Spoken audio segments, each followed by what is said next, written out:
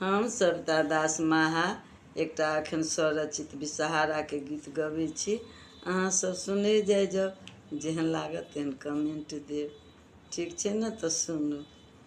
उमड़ल नदिया में पुरैनी पात से पसरल पात देखैत नीक ना आहे ताहि पार बिषहरि झिलहेर खेलू ना आहे ताहि पर बिषहरि झिलहेर खेलू ना। पाँचो बहिनिया से पाँचो कुमारी से पाँचो कुमारी सुंदर लागे ना आहे छोटकी बहिनिया आहे छोटकी बहिनिया मर्त भुवन एली ना आहे छोटकी बहिनिया मर्त भुवन एली ना। बिषहरि दाई के नामी नामी केसिया से नामी नामी केसिया भुइया लोटे ना आहे चली भेली बिषहर पबनैतिन घर ना आहे चली भेली बिषहर पबनैतिन घर ना।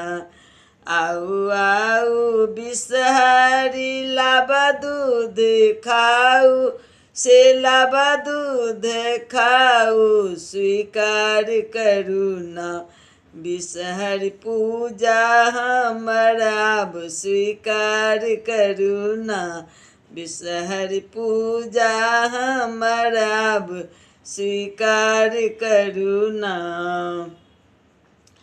दिया वरदान बिषहरि माथ के सिंदूरबा से माथ के सिंदूरबा बनल रहे ना बिषहरि पाबनि पूजलहुँ अहीं केर ना बिषहरि चरण पूजलहुँ अहीं केर ना।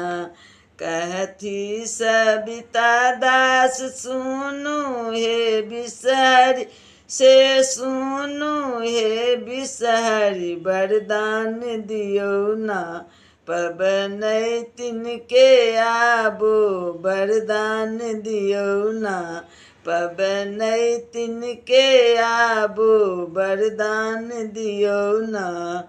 अमर सुहाग बनल रहतौ पबनैतिन से रहतौ पबनैतिन जुगे जुगे ना आहे जुग जुग रहतौ श्रृंगार तोहर ना आहे जुग जुग रहतौ श्रृंगार तोहर ना।